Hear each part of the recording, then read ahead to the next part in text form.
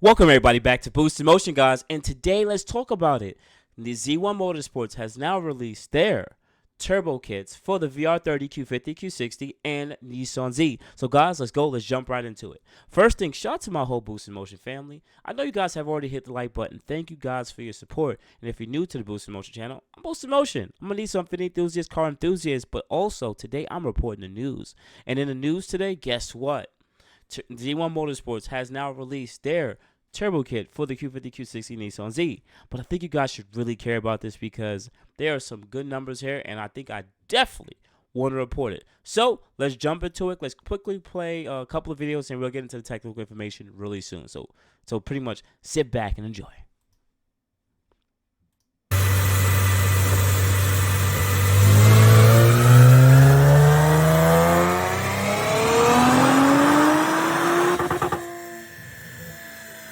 We'll press pause there. So, this is one of the in-house Z1 Motorsports Q60, and the car dynoed pretty much 740 wheel horsepower. Now, for some people watching, like, whoa, that's insane power. To me, it really is, because first thing, I saw this platform where it started off with just 300 and something wheel horsepower, and now seeing that the car makes almost close to triple that is insane. So this VR30 platform has come very far, but also what I want to sit here and say on video is this turbocharger isn't like a pure turbocharger. Pures or an RT turbocharger, they pretty much take the OEM original equipment and they just upgrade the turbines. So pretty much that they flow better and pretty much catch more air and run more boost. That's really all it really is, right? And they're better turbos because they can capture air that way. With the Z1 Motorsports turbochargers, it's a lot different. So what we're going to do is get into the technical information so you guys can actually know a little bit more. Also, this will be fair use. Yes, Z1 Motorsports, this will be fair use. Let me say it on video. Get into the details. Fair use. So in that 0.7 AR, larger framed exhaust housing, right? We can breathe, we can do well. We anchor a 9-blade turbine wheel. It features a 53.9 millimeter inducer with a 47 millimeter exducer, so good room to breathe. That wastegate port, the contour. So pretty much they just said that they went with a larger size hot side turbine wheel. Also, they have a larger wastegate. Now the wastegate, anyone can correct me in the comments. The wastegate is also larger here. Let me just drop the information. Port, as we call it in-house, was developed to get a little more area so we could control the bottom end of the boost spectrum. If we want to leave this thing open all the way and run a car with free-flowing exhaust, we can see about 12 psi at redline. You can't do that on a hybrid turbo, even if you try and open the gate. There's just not enough room to get the exhaust gases out. It's going to drive that wheel, so you lose an element of control. So pretty much it has a larger, better flowing wastegate. For the people that are watching, what is wastegate? Think about it. Waste. Okay, this is stuff that's not being used. It's garbage, right? So wastegates are usually used when you open them. It allows the exhaust flow or exhaust, the exhaust to actually flow and go past the turbine wheel, so that pretty much that the turbocharger doesn't have to spin up so fast. The problem with the OEM turbochargers is the wastegate is super small. So even if you left that wastegate fully open, the turbos will still spool up regardless, period. So wastegate control is pretty much super sensitive. But with this a larger hot side, right? Because it's larger, you can actually, what he's saying is you can leave it fully open and pretty much the car will spool up at the most up to about 12 psi. And that's actually good compared to a hybrid turbo. That's non-existent, or just even an OEM, definitely non-existent. It's just based on how the hot side of these turbos are designed. I just want to quickly say this: I don't really like how, like years ago, I thought this was great technology. Oh my God, yes, we have all the exhaust going into a cavity on the side of the block, and then now it's forced into a turbo. But then as I saw that more and understand more, no, it's actually not good. Like, some manufacturers, they use like I would say dual port, or I would say a dual port exhaust turbo, a dual port turbo, where the exhaust would actually flow into two separate cavities, and it will actually speed up the turbochargers that way, and it will go off the exhaust pulses of from the engine. But usually on top of that too, there will be some kind of way where it would use an exhaust manifold and it will go by those exhaust pulses. So it's just better, quicker spool. This is just forcing all this hot exhaust into an open cavity and just forcing it through.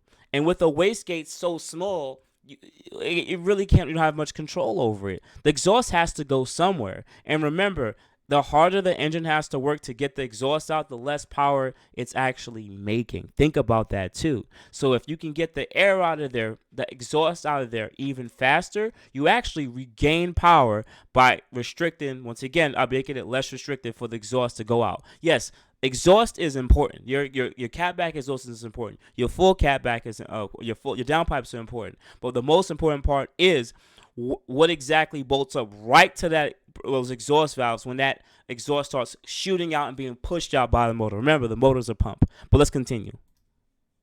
So, obviously, we want to put a little pressure on that guy, keep it closed, and once you sealed up with the pressure, all things are good. That turbine's going to find a bunch of speed and be driving this 8-blade compressor wheel. This is a 67mm compressor wheel, and gives you a lot of range on these turbos. So, like I said, we can see power probably on the low end, expected in the 4s. I think when they did that creep test, most are going to be running probably around 500 horsepower.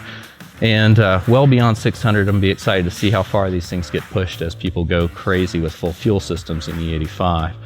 I do want to also put that out there that Z1 Motorsports is a great company. Remember, I'm gonna sit there and say it on video. Z1, I don't want to name. I don't want to make compare this to other companies out there.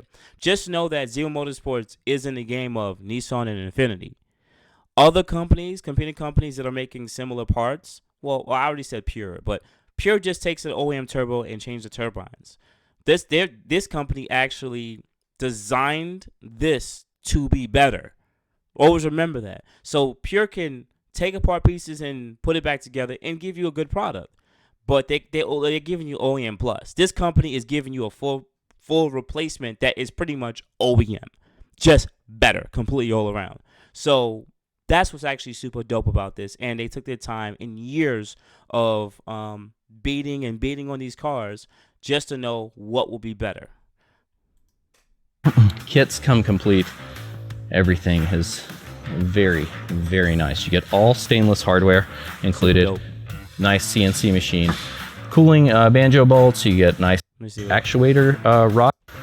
Don't worry about making a poor decision with Z1 turbo, like redlining them. So, all right. So let's quickly pause out. There's some more information I do want to get to, right? But I also want to say this on video too. Let me just be quite fair here, because I want to say this on video. Also, Z1 Motorsports, they have some good tuning. Shout out to John, right? As I've been told, they're more on the conservative side. So the fact that this car did low sevens, is on the conservative side, on the aiming for reliability, functionality. So the fact that he said he wants to see where these turbos can go, I want to see it too, because if Z1 did low sevens on these turbos, best believe that somebody else is going to get these turbos with fuel system and other stuff, and it's going to explode. But anyways, before I get to my final thoughts, let me just quickly read what they put on their Z1 Motorsports site. So they show their own dyno graph here. The car made the car made 500 wheel, and I think this is what he was saying. The one with the boost. This one had made about 17 pounds of boost. And they show you the time, the boost, pressure, and how much power the car actually made. What I like about here is the torque doesn't really drop off too much. Notice that. Usually the torque drops off a lot with pure turbos and with regular stock turbos. But they pretty much ironed this one out, that the car made about 450 pounds of torque, right? Which is completely different, because usually these cars, the torque be super high on stock and upgraded ones. And they tapered it off to about 400 pounds of torque later down. It's pretty linear going up. This is actually quite a smooth power band. And if you want to do some racing, the car is going to be doing about between 400 to close to 500 wheel. So I'm assuming this is on 93. Also looking at this one, the car put about 670 wheel horsepower and 595 pounds of torque. Once again, good range. Once again, the torque doesn't even come on hard because usually a lot of well, I mean, I know this is a one gear pull, but usually the torque be so heavy low end. But the torque, they whatever they did in tuning, they did a great job here. And the torque is really more mid range and upstairs, where I think it really counts the most, unless you're doing uh, hard launches from a dig. But I guess they didn't tune for that for this. But most likely these turbos could hit hard amount of torque low range too. Once again, it tapers off. Nothing crazy here. About 50 wheel torques between the higher range, and then look at this top part right here. Ooh, where it intersects. This is good. This is good usable power. This is nice. 4,500. You're talking about 500 and something to about 600 and something. That is good. This car is fast. Like with these turbos, you're picking on a lot of E85 GTRs. Like I'm talking about full E85 bolt-on GTRs, stock or maybe maybe Nismo turbos. You're gonna be beating on them. This is really good. I like this. Let me see what else here. This is the photos of the turbos themselves. And as I said, I've actually had a video from like 7-8 months ago talking about how Z1 Motorsports probably has their turbos come on, because I remember seeing them have turbos with Z1 Motorsports in them. I'm like, they're not going to make a pure turbo replacement. That'd be a waste of time. They're in the market of manufacturing, of designing what they would want, because they're Nissan Infinity parts manufacturer. They can do so. They it's in house. So look, this is actually super dope. I like this. I like this, and I like to see where this is going. Like this is actually making me smile. Let me see if there's any quick reading here that we might have been missing that we don't actually see here. Journal bearing turbo housing is 0.70 AR versus the 53 AR stock. Turbine wheel is 53.9. Inducer is 47. And compressor housing is 0.6 versus 0.52 compared to stock. So, and then also the compressor wheel is 49.8 and inducer is 67.6. No core is required. Track tested, which I know they did. A bunch of stuff that I know that they did because I know they don't play around. But also here, let me see. The turbo graph below represents what we consider to be a safe limit for 93 fuel, making about 503 wheel horsepower at only about 17 psi. So those numbers are quite similar to, let's say, like a RT turbo, or even like a pure turbo would do actually more than that. So they're saying that 500 wheel is pretty safe, but once again, they're chilling. They can always go higher. And this one, the second graph, the one that was 600 some horsepower, this tune was completed on an exact same car with 104 octane race gas and was tuned to limits of the map sensor, making about 670 wheel horsepower. To go further, a 4-bar map sensor is required, and that is also coming soon. So that's why you saw the car made 740 something, because they ran out of voltage, I would assume, voltage, or how much the map sensor would actually read itself. So we would have to go up to a better map sensor. But knowing this, right? I want to say it now. Now I can actually talk, and you guys can listen to me, because Boost likes to talk, and you guys actually appreciate my opinion. Now they do give you some more reading. Why larger turbos here? But they already talked about that. Okay, cool. I'm gonna talk about it because I really want to. I want to do my talk. It's been a while since I got to talk about my Q50 Q60 gang. All right, this is what I want to say on video, right? First thing, shout out to Z1 Motorsports. Thank you for bringing out some more products. But honestly, this is what this platform has been needing for quite a long time, right? This is why we see other platforms do a lot better, because other companies will jump in and just start making parts for those cars, and their cars will go a lot faster and get a lot ahead quicker. But now we have a company like Z1 Motorsports that are making pretty much larger OEM turbos, pretty much. And now they have another option of seeing how much more power that these stock motors and stock trans can actually handle. Now, there are other companies that made larger turbo kits. There's also other companies that make OEM plus turbos. And this just gives you a better choice to have the pick of your litter. Now, I'm gonna be fair here, knowing that the price of these, this is the pre-order sale. Pre-order, the price is about 40. There's no core charge too, so that's about $4,200, and there's no core charge here. Think about that. There's no core charge here. Let me see if I can try to put it on there. Yeah, no core charge, $4,200, and that's for the all-wheel drive. And if you get the one for the rear-wheel drive, that's 4,000. Now, with other ones, usually you would have to give them back your old turbo because they want to change the turbine wheel or whatever. But because there's no core charge here, you're literally buying a full product, and you can keep your stock turbos. And if you ever want to go back to your stock turbos, you can. And I think that's actually a great option to do if you really want to do so. But also, I'm gonna say this on video. Man, I really kind of wish I had a Q50 now, low key. And I know you guys been waiting for me to say it. The reason why is now there's more support. There's more ways on actually getting faster without having to do a lot more Jimmy rigging to get things to fit. And once again, it's nice that there's other options out here, but knowing now that you can you can get an OEM turbocharger that's larger and make about, I'm assuming on E, and some of similar modifications you would already have in your car, 700 wheel, and that's probably not even max effort. That's not max effort. On those turbos, I doubt it. Z1 will not make that max effort. They wouldn't want to do that and make that as like, hey, we did this, and then no.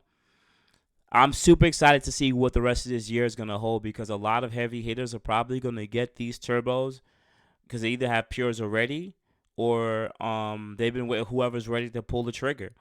And I'm gonna say it on video too.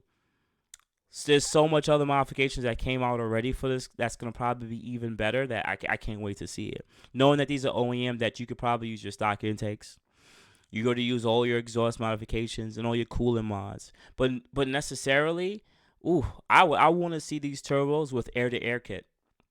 I want to see it. I want to see. I'm just being fair, right? I want to see these turbos with an air-to-air kit from either Bonnie and Clyde or Elite Performance. I'm gonna drop other companies because we're not talking about competing turbochargers and stuff right now.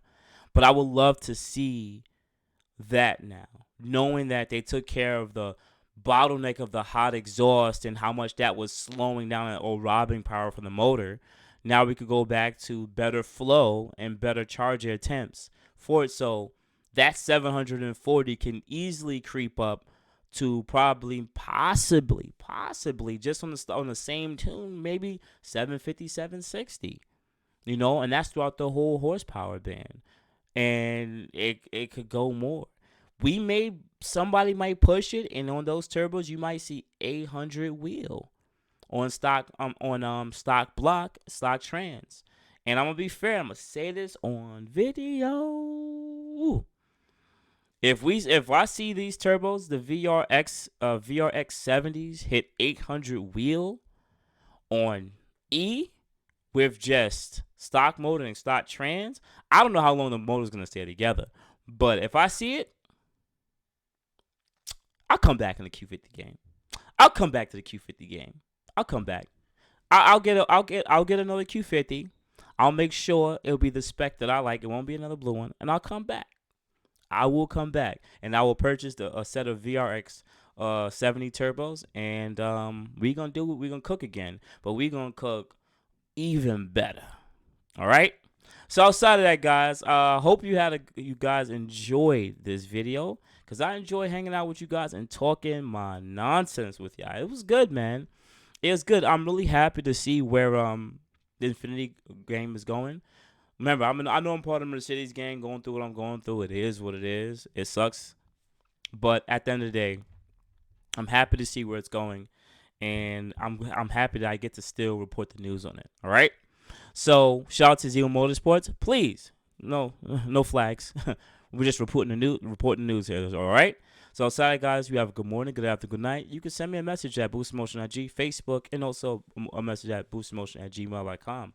I really appreciate that you guys were hanging out with me on this one, man. Much love, and I appreciate you guys. Have a good day. Thank you.